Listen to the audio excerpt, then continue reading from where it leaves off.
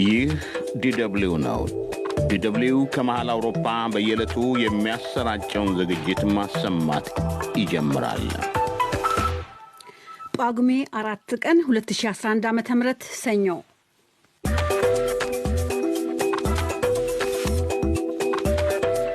ጤና ይስጥልኝ የተከበራችሁ የዶቼ ቬለ ተከታታዮች። ጀርመን ቦን በሚገኘው የዲደብሊው የቀጥታ ስቱዲዮ ሂሩት መለሰና እኔ አዜብ ታደሰ ቀርበናል። የቀጥታ ስርጭታችንን በተለያዩ መንገዶች መከታተል ትችላላችሁ። በሬዲዮ በ13780 ኪሎ ሄርዝ 22 ሜትር ባንድ እና በ11995 ኪሎ ሄርዝ 25 ሜትር ባንድ ወይም አዲስ አበባ በሚገኘው ኢትዮ ኤፍኤም 107.8 ላይ በቀጥታ እንደመጣለን። በሳተላይት በአረብ ሳት በበድር 4 በ11996 ሜጋሄርዝ ዲደብሊው A226 ዲግሪ ኢስት ሆሪዞንታል ላይም ታገኙናላችሁ። በናይል ሳት 201 በ11976 ሜጋሄርዝ ዲደብሊው A27 ዲግሪ ዌስት ቨርቲካል ላይ እንገኛለን። ከዚህም ሌላ ዲደብሊው አምሃሪክ በተባለው አፕሊኬሽን ወይም ዲደብሊው አምሃሪክ ብላችሁ በፌስቡክ ብትፈልጉን ዘወትር ከምሽቱ 1 ሰዓት ቀጥታ እንደመጣለን። በዓለም ዜና የሚጀምረው የምሽቱ ዝግጅታችን በዜና መጽሔት ቅንብሩ የኢትዮጵያ ዘመን መለወጫን ተከትሎ በሺዎች ለሚቆጠሩ ታራሚዎች ምህረት መደረጉ፣ በሌላ በኩል የብዙሃን መገናኛዎች ዛሬ የቃሊቲ ማረሚያ ቤትን መጎብኘታቸውን በሚያስቀኘው ዘገባ መጽሔት ይጀምራል። የፓትርያርክ አቡነ ማቲያስ የዘመን መለወጫ መልእክት እንዲሁም 18000 ኢትዮጵያውያን የአይን ሞራ ታማሚዎች ቀዶ ጥገና ማግኘታቸውን ዘገባ በተከታታይ ይቀርባል። የዜና መጽሔቱ የደቡብ ሱዳን ፕሬዝዳንት ሳልቫኪርን እና የተቀናቃኛቸውን ማቻርን ውይይት ለሀገሪቱ የሚያመጣውን ፋይዳንም ያጠያይቃል። በሁለተኛው ክፍል የሚቀርበው ሳምንታዊው ማህደረ ዜና የአዛውንቱን የቀድሞ የዚምባብዌ ፕሬዝዳንት የሮበርት ሙጋቤን ፖለቲካዊ ጉዞ ይዘክራል። ሳምንታዊው የስፖርት ጥንቅርም ተሰናድቶ የስርጭት ጊዜውን በመጠባበቅ ላይ ይገኛል።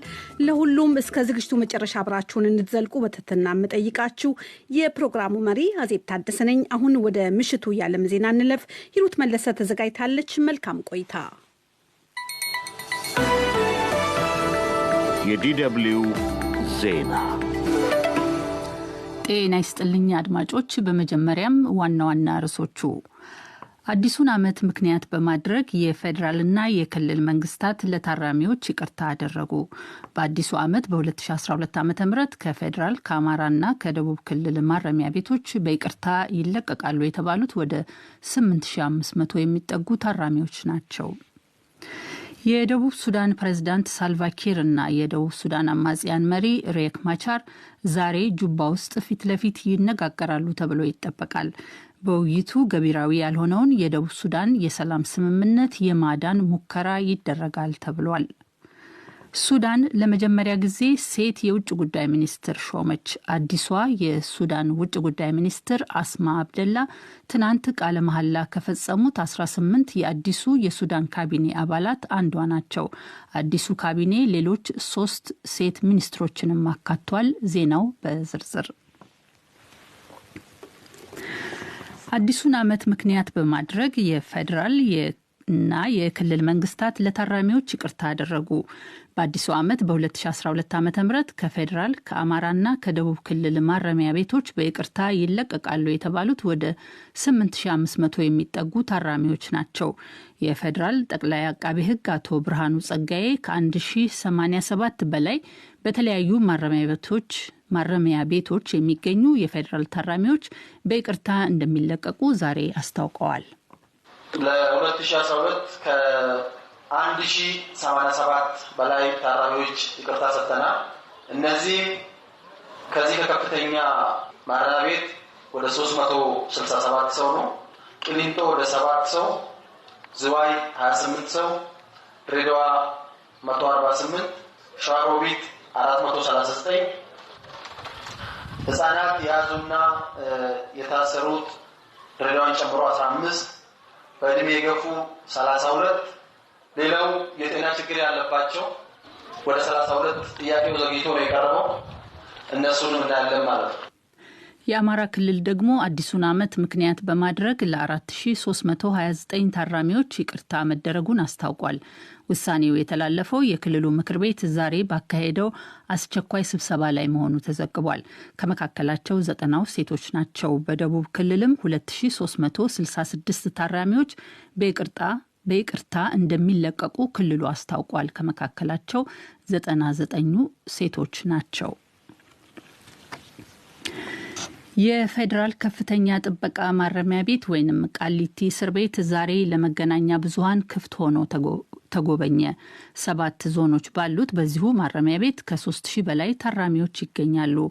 ዶይቼ ቬለ ያነጋገራቸው ታራሚዎች በማረሚያ ቤቱ ማሻሻያዎች መኖራቸውን አስታውቀው በአያያዙ ላይ ያላቸውን ቅሬታም ገልጸዋል። ይቅርታና ምህረት እንዲደረግላቸውና ፍትህም የጠየቁም አሉ። ከመካከላቸው እነዚህ 2 ሴቶች ይገኙበታል። 3 ዓመት አልፎኛል ከመጣው ቁጭ ብያለሁ። መልስ የሚሰጥ የለም። እንጠይቃለን። ሰበር ብያለሁ፣ ግባኝም ብያለሁ። መልስ የሚሰጠኝም አለ። ማንም እዚህ ቦታ ላይ የሚረዳ የለም። ሳሙና በወር 4 ነው የሚሰጠን። ንጽህናም እንደምታየው በቂ ገንዳ የለም። ለልጆች ራሱ በቂ አሁን ትላልቅ ልጆች አሉ 3 ዓመት 4 ዓመት ሙያም የለም። ልጆች ከዚህ ምን እንደሚማሩ ማንም መገመት ይችላል። ጠያቂ ላይ ያለው ደግሞ በጣም ነው የሚከብደው። እንጀራው አሁን ከድሮ ትንሽ ይሻላል።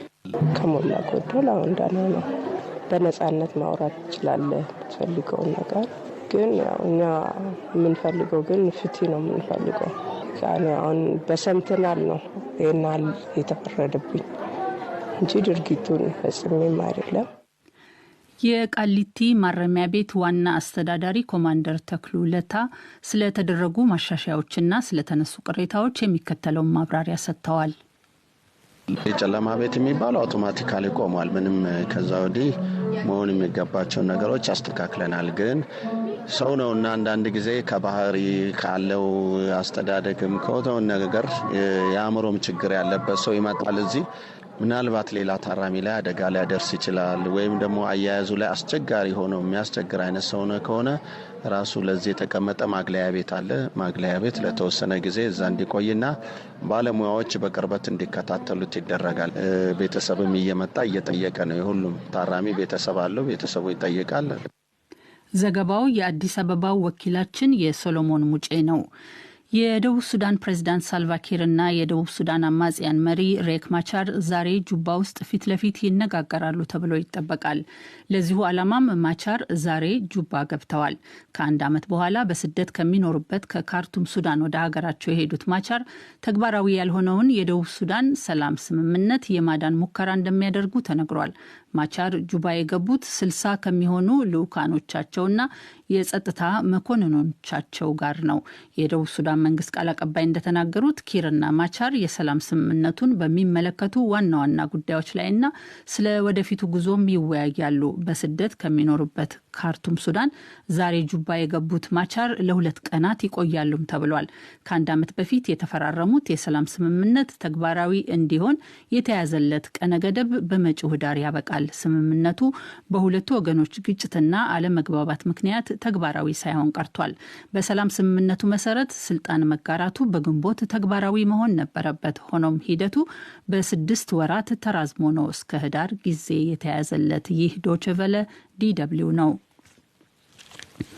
ሱዳን ለመጀመሪያ ጊዜ ሴት የውጭ ጉዳይ ሚኒስትር ሾመች። አዲሷ የሱዳን ውጭ ጉዳይ ሚኒስትር አስማ አብደላ ትናንት ቃለ መሐላ ከፈጸሙት 18 የአዲሱ የሱዳን ካቢኔ አባላት አንዷ ናቸው።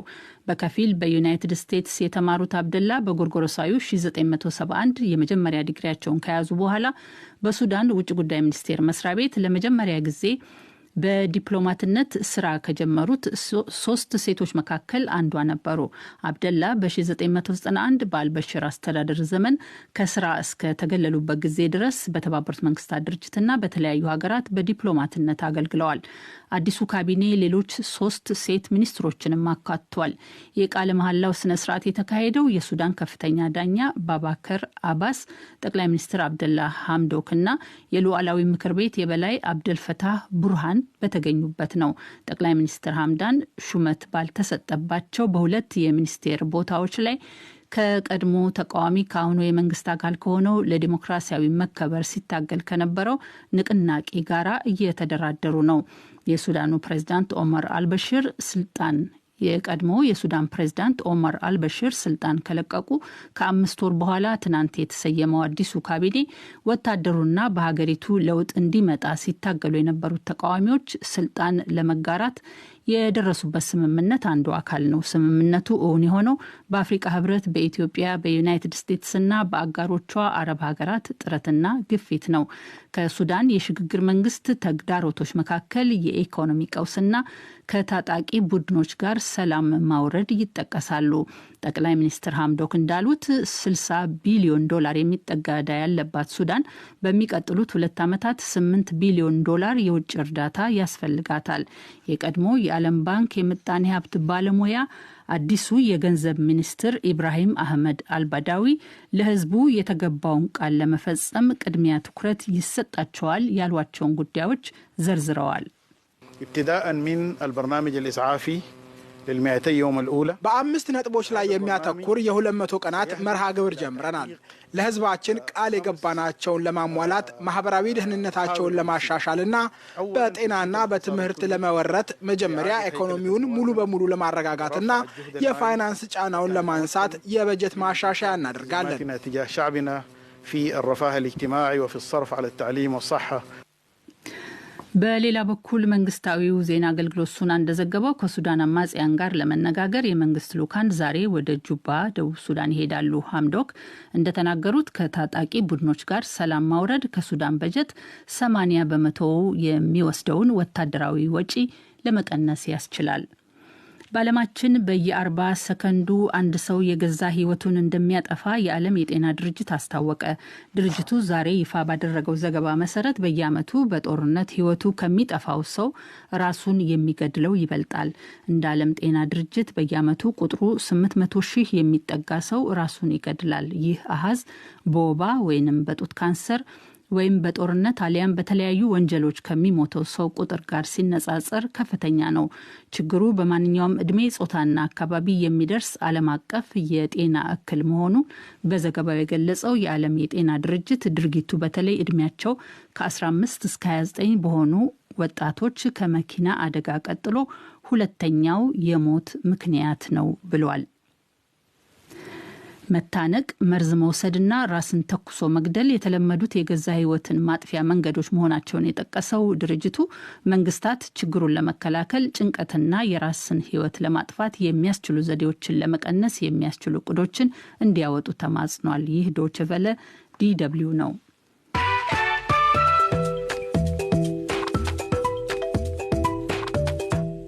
ከዶይቼ ቬለ ዜናውን ለማብቃት ዋና ዋና ርዕሶቹን በድጋሚ አዲሱን ዓመት ምክንያት በማድረግ የፌዴራልና የክልል መንግስታት ለታራሚዎች ይቅርታ አደረጉ። የደቡብ ሱዳኑ ፕሬዝዳንት ሳልቫኪር እና የደቡብ ሱዳን አማጽያን መሪ ሬክ ማቻር ዛሬ ጁባ ውስጥ ፊት ለፊት ይነጋገራሉ ተብሎ ይጠበቃል። ዜናው በዚሁ አበቃ።